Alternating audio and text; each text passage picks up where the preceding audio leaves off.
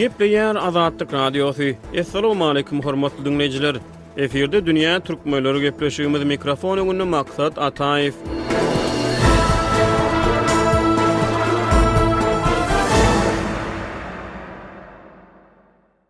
Goloýda Azatlyk Radiosu bäherdenek Şährislam Ortasyr şäher galasyna alınıp barlayan rejeleýiş işlerini görkezýän fotosergi çap etdi. Gadymy galanyň rejeleýiş işleri Abaşanyň döwlet departamentiniň Medeni mirasy gorap saklamak üçin ilçiniň gadnasy atly halkara maksatnamasynyň şägini maliýeleşdirilýär. 9-njy asyrda esaslandyrylan Şährislam beýik ýüpek ýolunyň ugruna ýerleşen möhüm şäherleriň biri bolupdyr. Häzir türkmen arheologlary gadymy galanyň harabalaryna geçmiş öwrenýär. Türkmenistanyň çägine tutuş düýrmegi bilen taryhdan sapak berýän gadymy galalary gadymyýetiň ýyllaryna duşmak bolýar. Gadymy mer we könürgen şadygärlikleri şeýlede Nusoýyň Parfiýa galalary UNESCO-nyň bütün dünýä medeni mirasynyň sanawyna girildi. Şeýlede görogly şady sany türkmenleriň milli halaçylyk sunugaty we küçtepdi adamzadyň maddi däl medeni mirasynyň UNESCO sanawyna girildi. Şährislam Ortasyr şäher galasynyň dikeldiş işlerine Türkmenistanyň Ilymlar Akademiýasynyň Taryh we Arheologiýa instituty Fenagatçylar we telekeçiler birleşmesi bilen birlikde gatnaşýar. Abaşanyň Aşgabatdaky ilçikanasynyň web saýtyna görä Lewapda Daýhatyn kerwensaraýynyň rejeleýiş işleri, Goňurdepäniň ýerasty guburlarynyň syrçy bedegleriniň öwrenilmegi, Daşowuzdaky Usmamydaty ýadygärliginiň dikeldiş işleri, Änewdäki Seyit Jemaletdin mescidiniň sırça bedegleriniň we ýazgylarynyň dikeldilmegi, Merwdäki uly we kiçi gyýyz galalarynyň dikeldilmegi, gadymy Dehistanyň Şir Kebiraty mescidiniň gorulyp saklanylmagy we başga-da bir näçe gadymy ýadygärlikleriň rejelenmegi Abaşanyň döwlet departamentiniň medeni mirasy gorap saklamak üçin ilçiniň gadnasy atly halkara maksatnamasy tarapyndan maliýeleşdirilýär. Dünýä türkmenleriniň bu sany gadymyýetiň ýaňyna diň salýar we türkmen topragyna ýerleşýän gadymy ýadygärlikleriň halk hakydatyna galdyran ýyllaryna nazar aýlamagy synanşýar. Gepleşigimizde Pragada ýaşaýan türkmen ýazgysy Hudaýberdi Harly gatnaşdy. Hudaýberde agyň hem belläp geçişmi diýary Türkmenistanyň çägine ýerleşen bir näçe gadymy galalarda ýadygärliklerde rejeleýiş işleri alınıp barlýar. Şeýle gadymy ýadygärlikleriň halk hakydatyna nähili ähmiýeti bar? Bularyň her biriniň ören uly ähmiýeti bar. Ilki bilen şol Amerikanyň maliýeleşdirmek ýagny gadnasy, ýadygärligi öwrenmek gadnasy barada ýene-de men bir zady goşmak isleýän geçen asyryň başyna gadymy Änüw galasy öwrenilipdi. Oňa Bagawat diýerler. Gadymy ady Bagawat bolmaly. Änüw soňra daklanat 19-njy asyrda şol gadnanyň mümkinçiligi esasyna Bagawat ýadygärligi açylypdy. Şeýle möhüm ýadygärlik, şeýle açyşlar biziň arheologiýa taryhymyzda umuman Türkmenistanyň taryhyny öwrenmekde ilkinji başlanyç boldy hem ören möhüm ädimdi. Ine bu işleriň şolar ýaly möhüm tarapy bar. Ýene-de bir bellemeli zat bar. Türkmenistanyň ýadygärlikler köp, gaty köp. Elbetde bütün dünýäde-de ýadygärlik köp. Adamzat ýaşaly bäri, onuň ýyllary topraklaryň, ýerleriň dürli böleklerine galypdyr. Ýöne şolaryň arasynda has gymmatlary bar. Ne şolardan biri meselem Gäwür gala. Gäwür gala ýa-da bolmasa tutuş mary, köne mary kompleksi. Şonu tutuşlugyny ataly ogul masonlar öwrendiler. Mason diýip dünýä belli arheologlar şolar öwrendiler, şolar köp işler etdiler. Şonuň bilen birlikde Gäwür gala Sultan galadan gündogor tarapda ýerleşýär. Şol Gäwür galany gören bir arheolog alim gadymy gul eýeçilik zamanyndan bizim günlerimizde şeýle awat galan ýadygärlik dünýäde gaty az, ören seýrek, munyň özü bir tapylgysyz baýlyk diýip baha beripdir.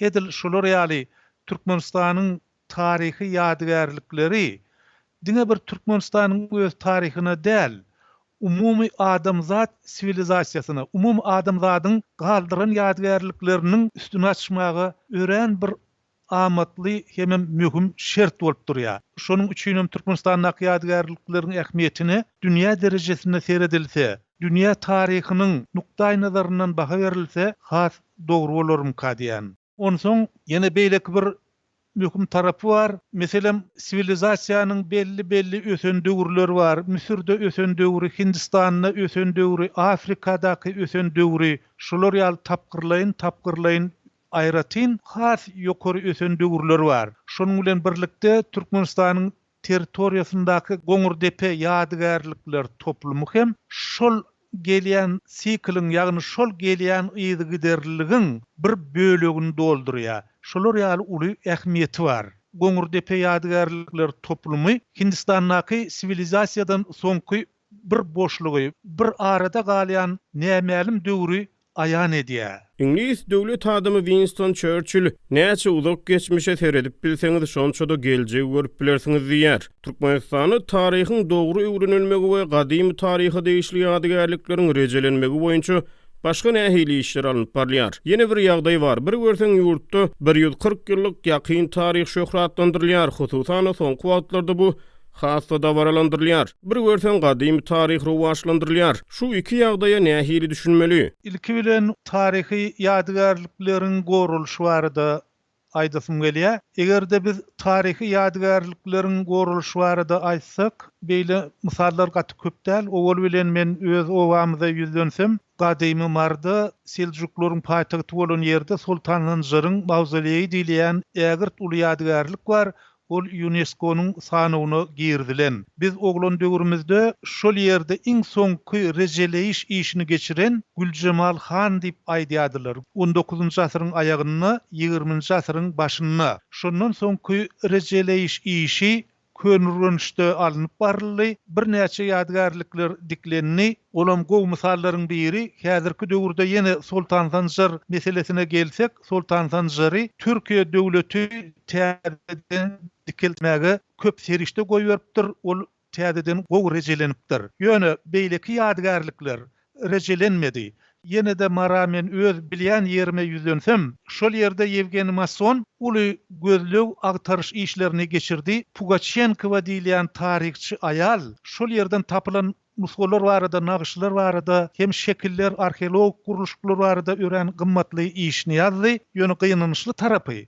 Şol açyşlaryň ýygy konserwasiýa edilmedi, ýagny yapylmady şol zatlar. Biz oglan döwrümizde arheologlaryň garymlary, çukurlary şol açyklygyna galypdy. Hatda bir depäniň üstüne açdylar. Şol ýerde gadymy gonomçylyk bar eken, adam jaýlanan ýer. Adamy dürli şekillerde jaýlapdyrlar. Meselem kerpijiň arasyna jaýlanan adamlar bar, küýde salynıp jaýlanan adamlar, hem toporloýun jaýlanan adamlar bar. Şol depäni açdylar, öwrendiler, özlerine gerekli ady aldylar. Şol durşuny da taşlap gitdiler. Şol depe soňu bilen ýere goşuldy, şol ýere de kelle çykan diýen at galdy.